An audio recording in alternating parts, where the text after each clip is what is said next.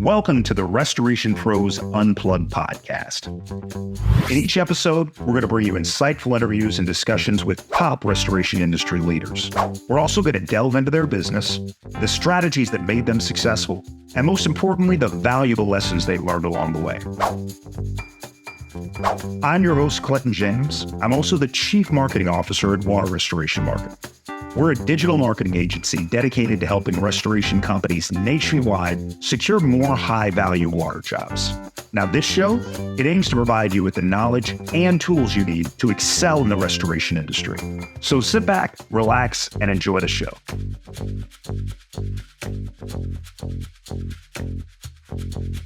Hello, everyone, and welcome back to the Restoration Pros Unplugged Podcast. I am your host, Clinton James. I'm also the Chief Marketing Officer over at Water Restoration Marketing. It's my absolute pleasure to be joined today by Michele Gray. Michele, thanks for being on. Absolutely. Thanks for contacting me.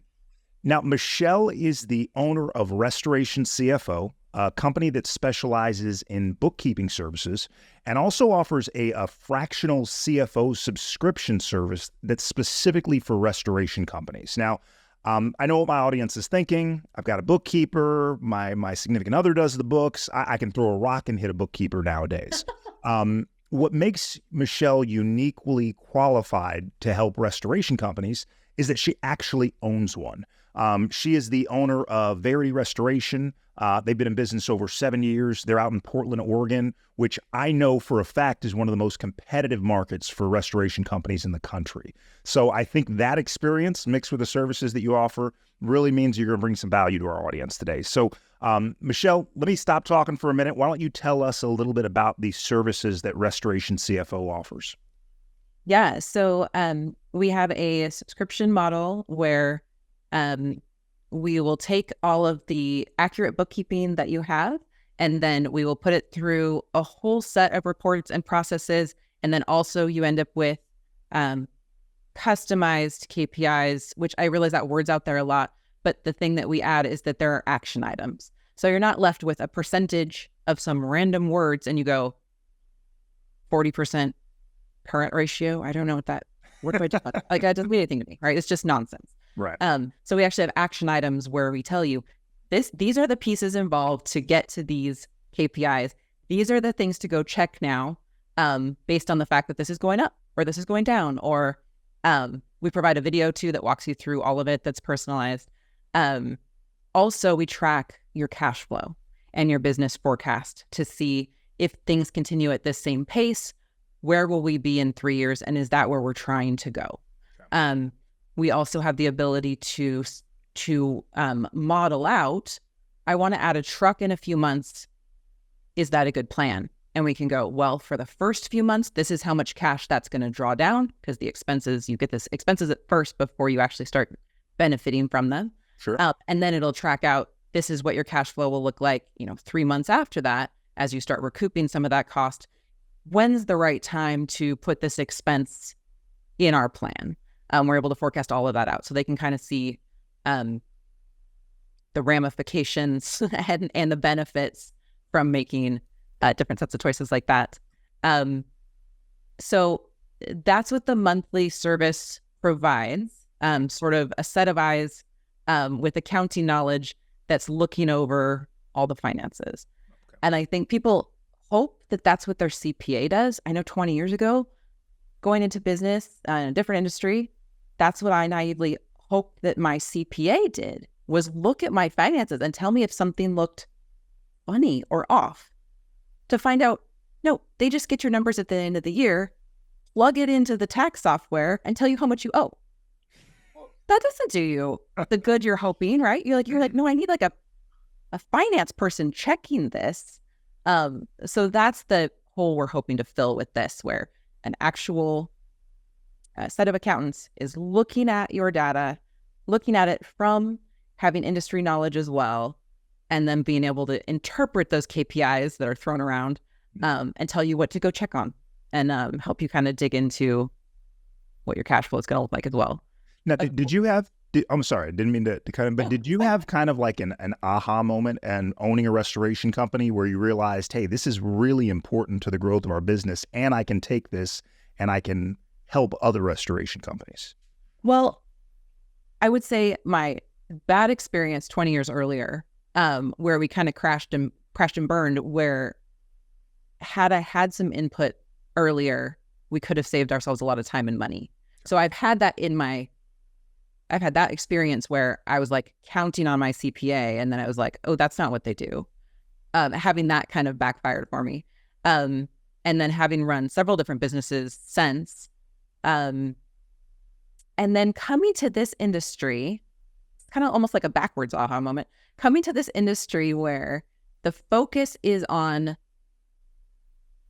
maybe not the focus, but at least in social media, as you're following the different groups on Facebook, etc., the conversation revolves around fighting the insurance companies, the fact that this is emergency services, so it's not super planned out ahead of time, so you don't always know what's coming in. There's a little bit of a variable stream of work to be done, which is what you guys can help with. Sure.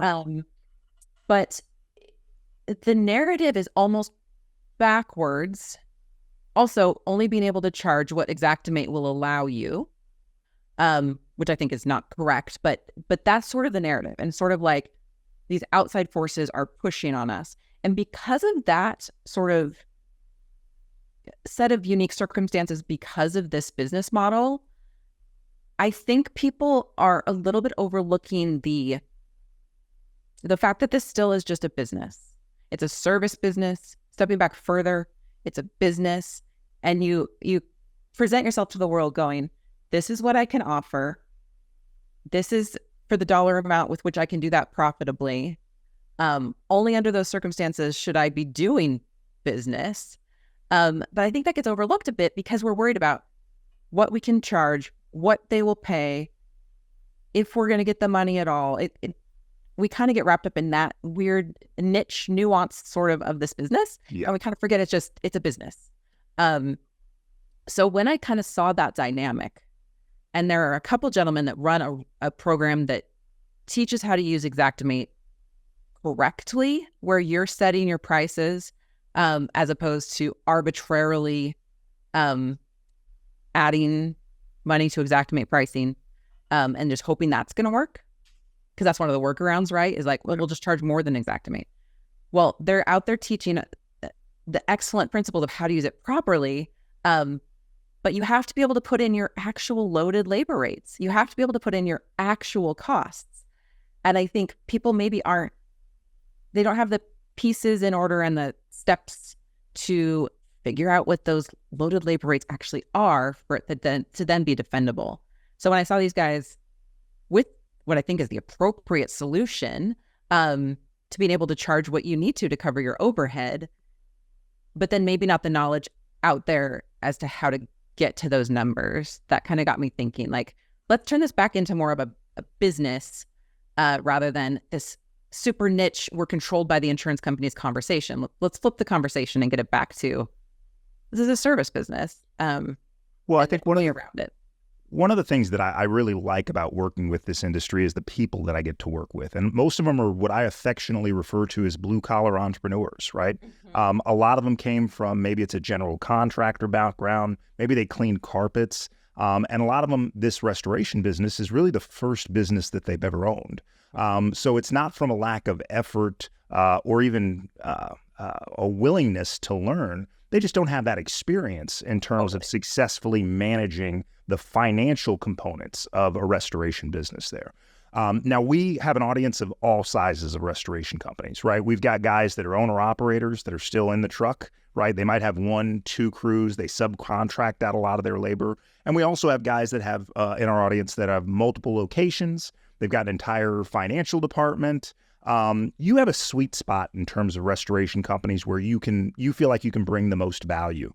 So talk to the audience about the type, the size, and maybe even the annual revenue that you think is ideal for a prospect that should be looking at a fractional CFO.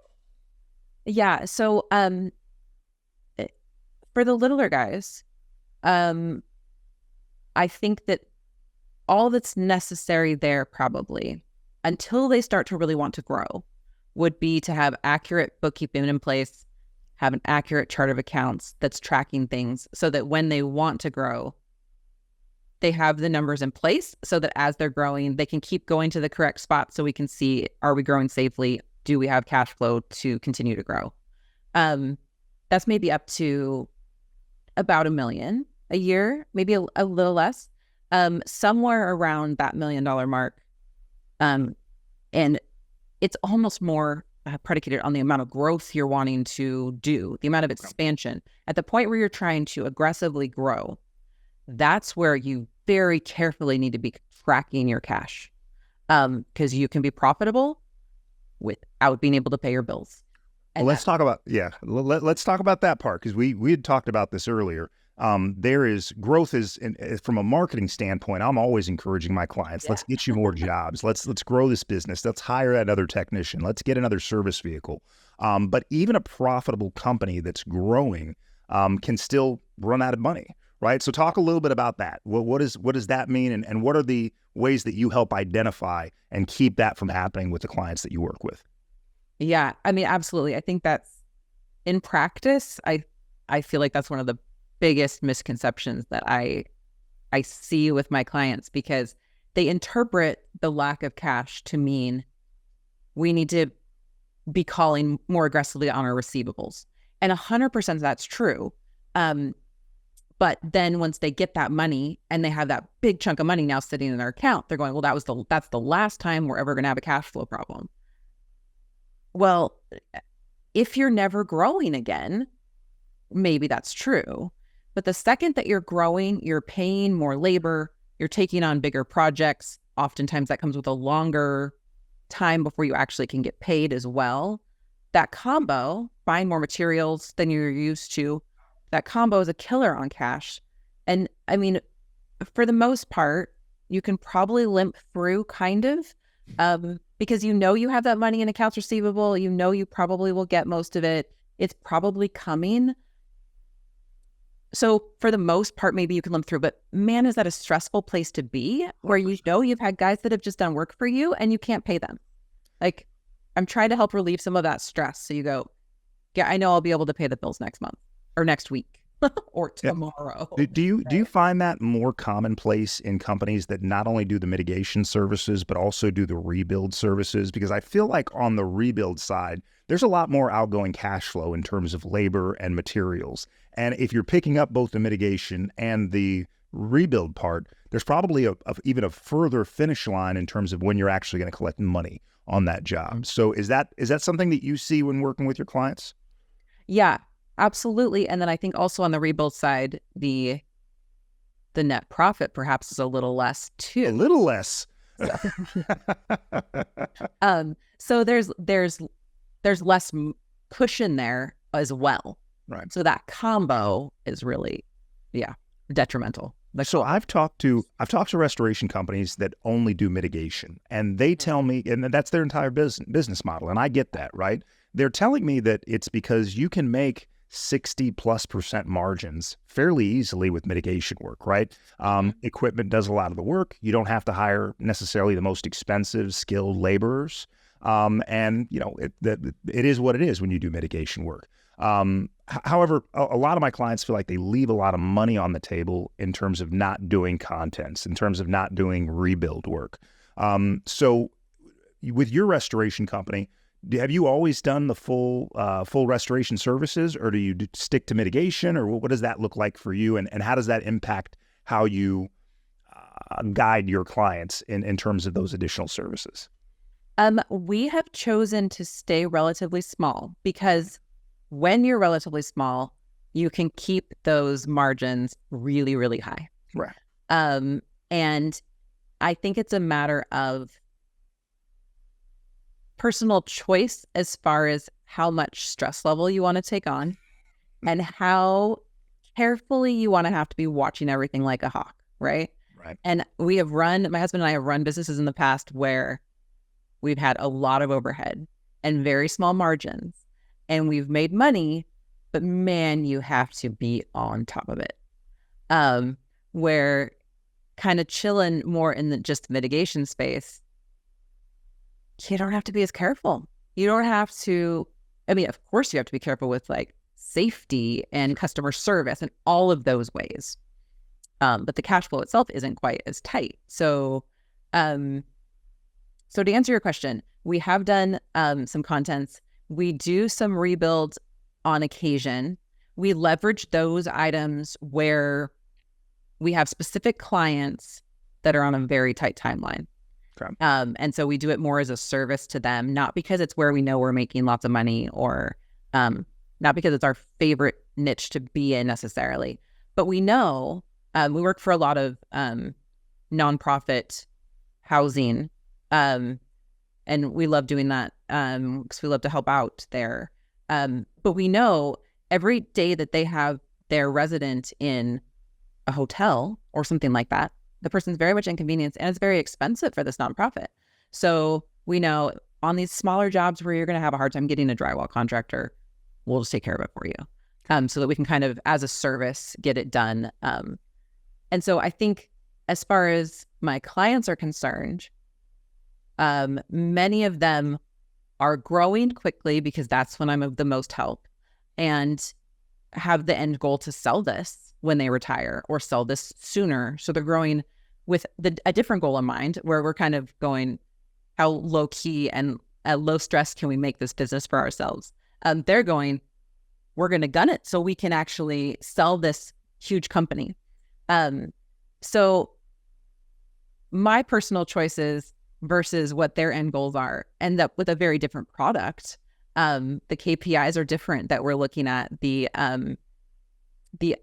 amount of eyes that need to be on it are very different. Okay. So it's sort of a funny dichotomy, because the restoration company I've built is not exactly the ones that I'm here to help the most with. Okay.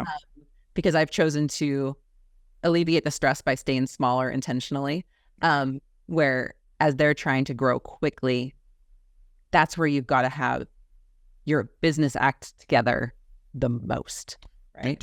Do you feel like the infusion of private equity money into the home service space is really changing the way business owners are looking at restoration companies? I mean, it used to be you started a business like this so that your son could come work for you, or your daughter could come work for you, and your grandchildren would then inherit that business. Seems like nowadays, with that infusion of private equity money, people have an exit strategy. Like, I want to build this business to X amount in revenue so that I can sell it this multiple in the next 5 to 10 years.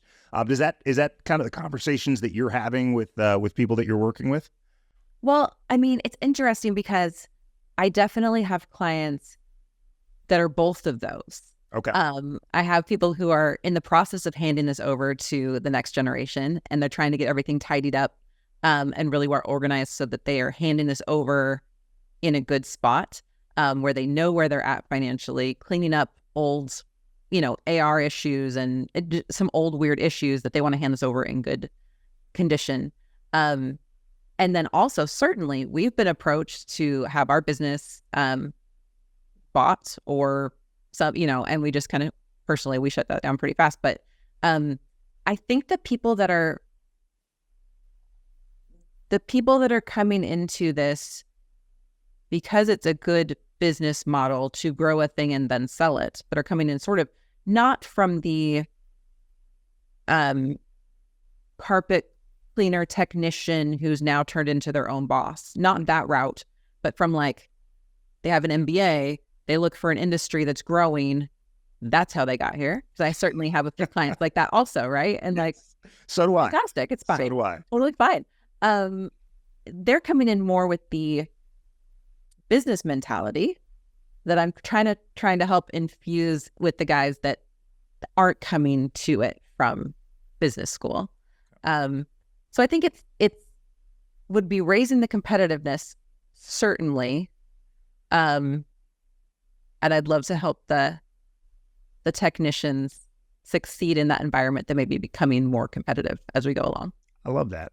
All right. So one of the things I really want to do on these podcasts is really deliver some value through like actionable items, right? Mm-hmm. So for someone that is, let's say, on the smaller side, are there like 2 or 3 big mistakes that you consistently see when you open up the books for a restoration company that, let's say, is doing, somewhere between $500,000 and $1 million annually in revenue? Are there 2 or 3 that you could identify and say, hey, watch out for this or watch out for that?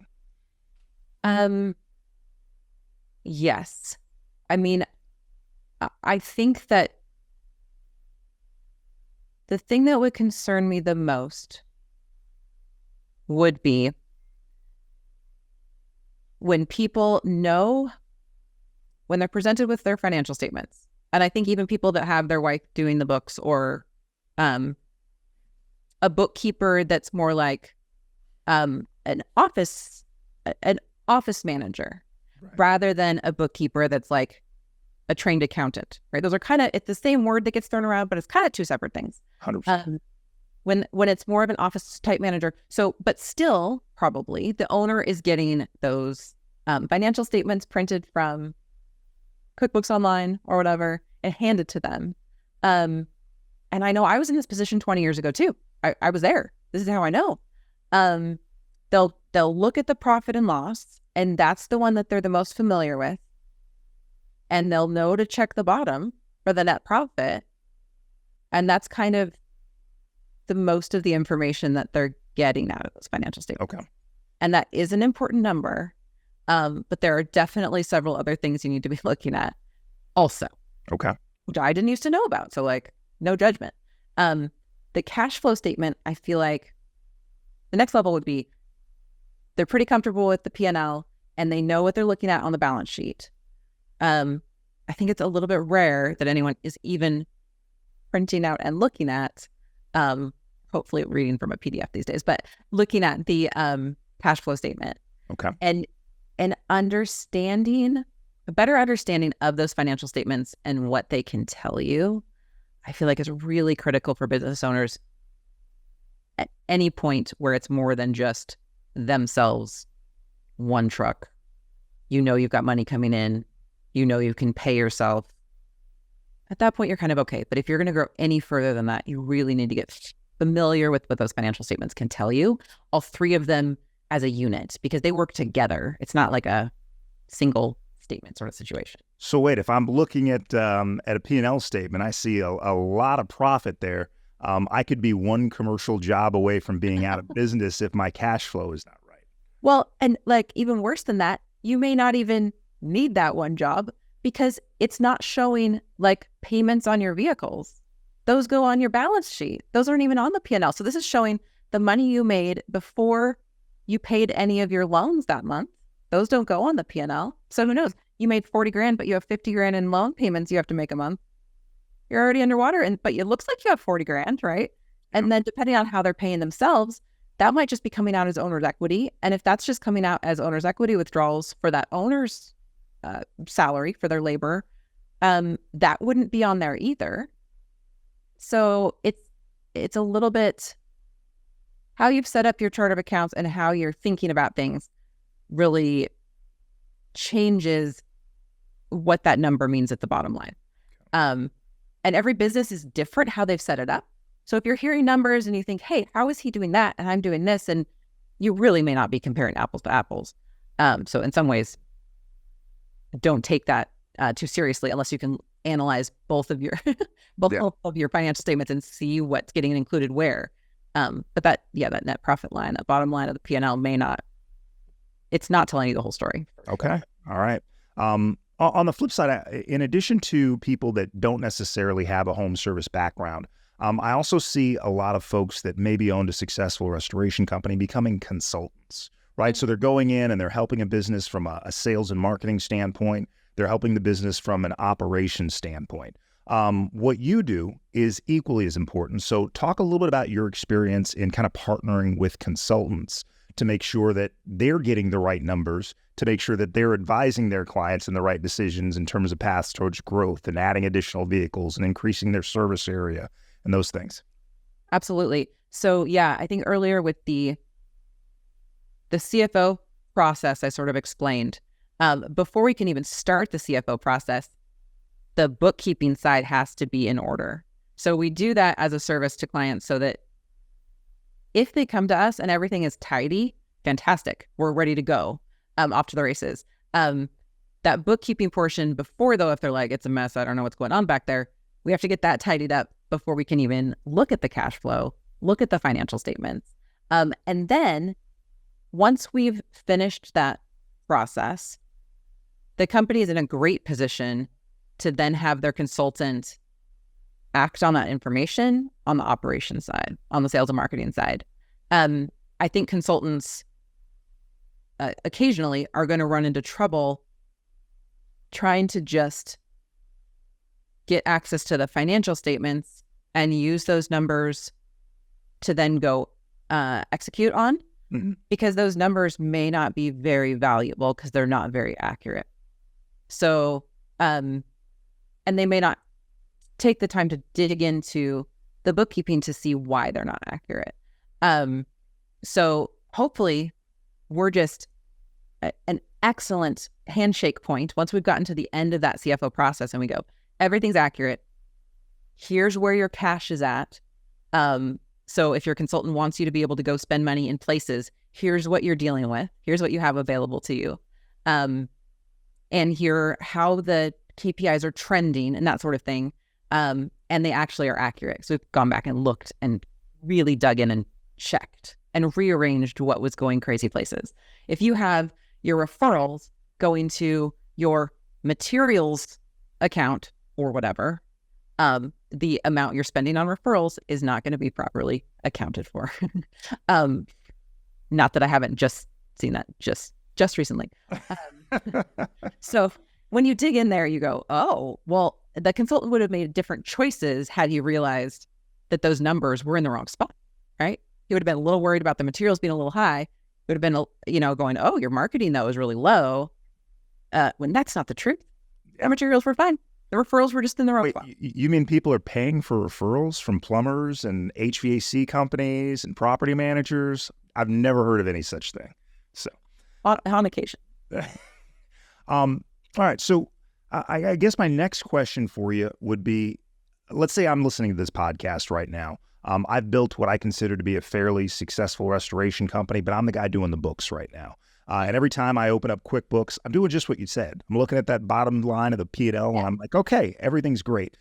If that person wants to reach out to you, what's the best way for them, a consultant, somebody that's got a successful restoration business that they want to prepare to sell off to private equity or some other entity there? What's the best way for them to reach out to you? Well, they can certainly go to my website, which is restoration-CFO.com. And then I have a Calendly link on there, and I'm happy to set up. Yeah, we will drop the Calendly link in the podcast notes and the YouTube notes so everybody can reach out to you directly. Michele, any last tips that you can give our audience in terms of just making sure, especially the smaller guys that are really looking to grow, any tips that you can give them starting like tomorrow, things that they should be looking at to make sure that they're setting themselves up on a good financial foundation? I mean, Besides use Restoration CFO for for bookkeeping instead CFO service. I'd love that everyone could help themselves. I'd love to work myself out of a job by providing enough education that they know what to go check for themselves. Mm-hmm. That would be fantastic.